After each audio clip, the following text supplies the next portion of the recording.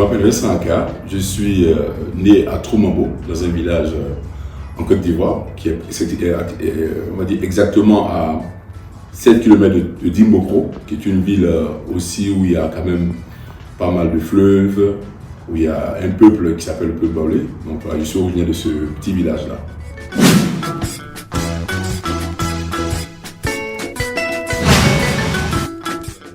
En 1975, je grandis là jusqu'à l'âge de 6 ans, où je connais mon enfance avec tous mes amis du village.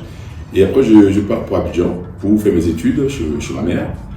Et à partir de ce moment-là, j'ai commencé le sport. Voilà, j'ai commencé par le karaté parce que c'était une discipline qui me permettait d'être canalisé, un peu turbulent quand même. Donc ma mère m'a mis au karaté. Et puis, chemin faisant, je faisais en même temps mes études et puis le sport. Donc je me suis vraiment investi, j'ai vraiment aimé le sport. Grâce à un maître de karaté, je me suis investi. Et puis petit à petit, chemin faisant, je suis devenu champion de Côte d'Ivoire au karaté. Et avec le temps, c'était le roi de Rouillé à l'époque, la fédération s'est associationnée.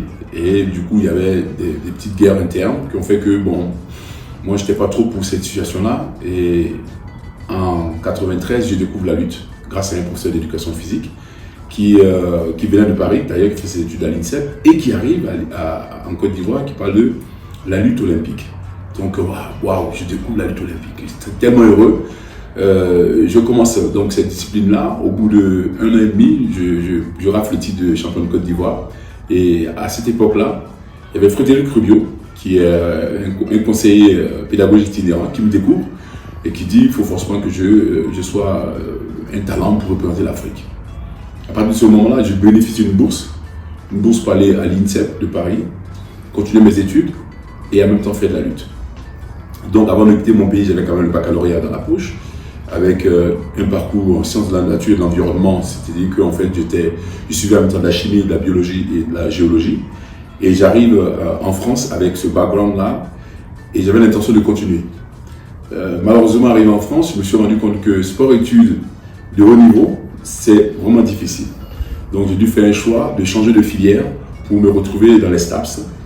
Et à partir de ce moment-là, j'ai conjugué à la fois vraiment le sport et les études dans le sport.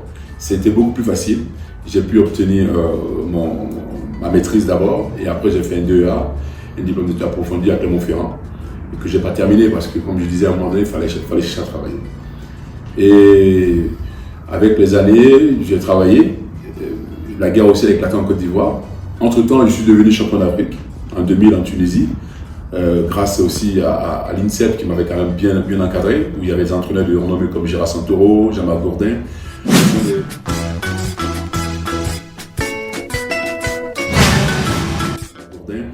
Ce sont des personnes qui sont vraiment occupées de moi et qui ont fait que je suis devenu champion d'Afrique en 2000. Et j'ai même été aux Jeux Olympiques en représentant la Côte d'Ivoire avec Jean-Marc Gourdin à l'époque, et en étant le seul lutteur en lutte libre dans le collectif de lutte libre qualifié pour les Jeux Olympiques. En 2002, juste après donc ma médaille d'or, malheureusement la Côte d'Ivoire rentre en guerre. Je suis obligé de prendre la nationalité française. Je suis naturalisé grâce à une rencontre, on va dire, de destinée. Je rencontre Giscard, qui est aussi président de la République, qui me permet d'être naturalisé. Et je pouvais enfin représenter la France. Donc en 2002, je suis naturalisé. Et en 2003, je me qualifie pour les Jeux Olympiques pour la France. Après avoir repris le haut niveau avec l'équipe de France, je suis encore le seul lutteur qualifié pour les Jeux Olympiques en lutte libre en France. Voilà. Et c'était à New York. Un beau souvenir parce qu'à ce moment-là, dans l'équipe de France, il n'y avait que 2 personnes qualifiées à New York. Il y avait moi et puis Angélique Berthenet qui était aussi une Française. Nous représentons dignement cette équipe de France, les premiers qualifiés d'Athènes en 2004. Et donc, nous étions les précurseurs, les collègues ont suivi derrière. Il y a eu quand même une belle équipe qui a été, puisque en 2004, Anna Gomis et Lise Legrand font leur médaille de bronze. De la même occasion, moi, ça me permettait de représenter la France et d'être aussi fier de représenter une nouvelle nation qui m'avait aussi apporté beaucoup de choses, au-delà de la Côte d'Ivoire. Et suite à cet engagement-là, à cette naturalisation, j'ai pu enfin passer des concours, puisque je suis devenu fonctionnaire français en 2004. j'ai eu mon professeur de sport, je suis devenu fonctionnaire français, et on a pu commencer une nouvelle carrière dans la fonction publique française. Donc voilà, c'est comme ça que commence ma carrière de fonctionnaire français. Je travaille une année à Clermont-Ferrand, où il y a ma femme et mes enfants, où j'arrive à travailler à la direction régionale jeunesse et sport, et je fais 1 an. J'ai pris le poste des relations internationales à la Fédération française de lutte, qui va être un moment important dans ma vie, puisque à partir de ce moment-là, j'aurai un tremplin pour arriver à la Fédération internationale.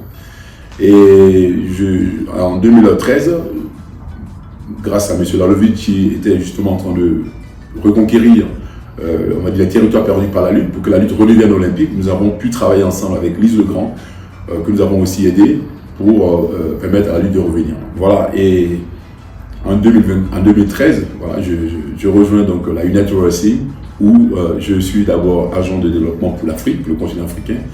Et depuis 2013, je continue mon parcours. Je suis aujourd'hui l'officier de développement mondial, où je parcours pratiquement le continent, les différents continents, pour toujours, dans un seul unique but, développer la lutte, apporter mon expertise, partager mes connaissances et surtout faire quelque chose qui me plaît.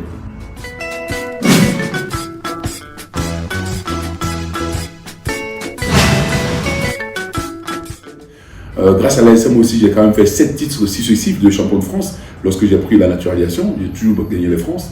Et grâce à l'ASM, je suis aussi parvenu à être très connu au niveau de Clermont-Ferrand, parce que aujourd'hui, si vous allez à Clermont-Ferrand, vous demandez Vincent Lacarte, tout le monde me connaît. Voilà. On te dira une seule chose, le lutteur.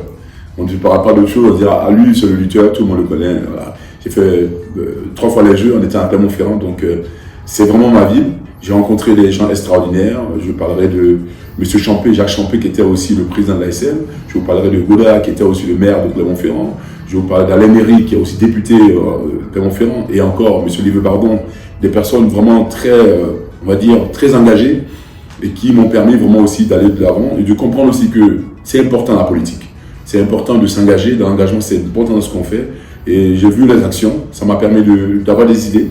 Ça m'a permis aussi de comprendre qu'à un moment donné, il faut aussi que nous soyons acteurs du changement dans nos vies, dans la vie des gens aussi, que nous apportons quelque chose, que nous soyons un plus. Donc voilà, toutes ces réalisations ont été faites grâce à Clermont-Ferrand, à cette ville qui m'a adopté et qui a fait de moi, on va dire, le champion que je suis.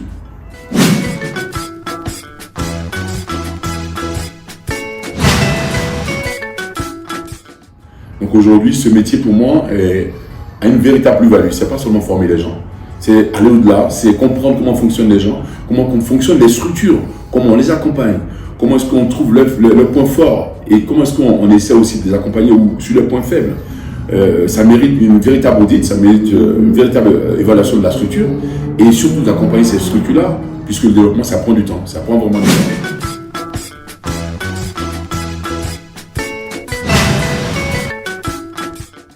Pour moi, je pense que la racine même de ce que je suis aujourd'hui, c'est grâce à ma mère. Voilà. Ma mère, ma grand-mère aussi, qui ont été vraiment très très importants dans ma vie.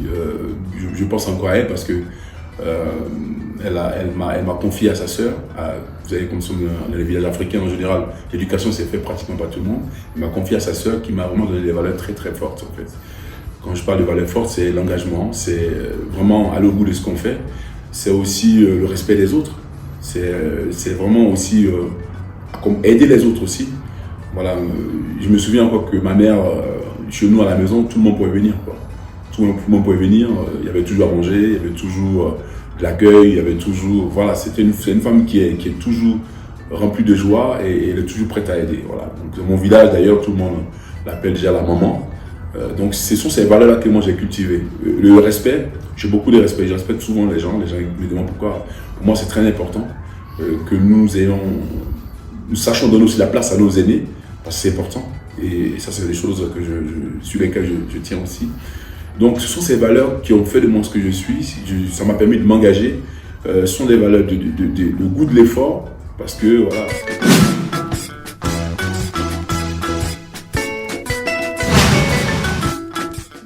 Pour cette nouvelle génération, je peux leur dire que s'ils ont vraiment envie de s'engager dans la lutte, il faut qu'ils sachent qu'ils vont bénéficier de tout. Ce qu'ils vont gagner va dépasser, ce sera vraiment incroyable. Parce que je vous dis, ce n'est pas seulement les médailles que j'ai gagnées avec la lutte libre. Avec la lutte libre, j'ai gagné ce qu'on appelle les valeurs. J'ai appris à me battre.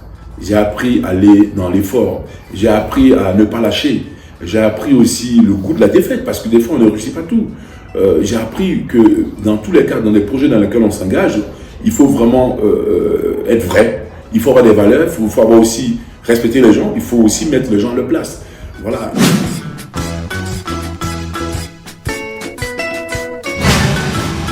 Alors, mon pays, c'est la Côte d'Ivoire. Donc, vous savez, je suis reparti plusieurs fois dans mon pays en étant en France. Il y a quelque chose qui m'a frappé. D'abord, c'était le changement du pays. Parce que je suis revenu dans mon pays, j'ai vu qu'il y avait un développement qui avait été amorcé. Il y avait toutes les structures que je trouvais en Europe qui commençaient à être représentées en Côte d'Ivoire. Alors j'ai dit à tout le monde, je veux rentrer. Il m'a dit, mais comment tu veux rentrer? J'ai dit, mais si déjà mon pays est en train de se développer, mais il faut que je sois présent. Je veux faire partie de ce projet de développement de ce pays. Je veux apporter ma pierre à l'édifice. Il faut savoir que j'ai bénéficié quand même d'une bourse de la coopération française. C'est-à-dire à l'époque, c'était la Côte d'Ivoire et la France qui mettaient ensemble leurs efforts pour accompagner des jeunes ivoiriens pour les former. Donc, je pense que j'ai assez donné à la France. Et donc, c'est mon devoir aussi d'apporter aussi cette expertise à la Côte d'Ivoire. Et donc, pour moi, aujourd'hui, mon pays, il est important que je fasse partie de ceux qui peuvent apporter le changement dans mon pays.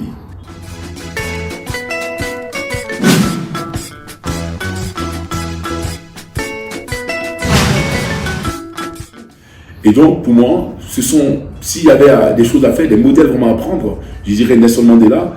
Et puis, bien sûr, tout le monde connaît les gens de paix. Et parce qu'aujourd'hui, on est en train de guerre, c'est important de souligner ça. Gandhi, c'est quelqu'un qui était quelqu'un de paix. Et on ne peut pas avancer dans la guerre. Donc, dans la paix, c'est quelque chose qui est incroyable. Si ce monde était à refaire, je serais bien sûr Vincent Aka, avec ces deux leaders-là, comme modèle de persévérance.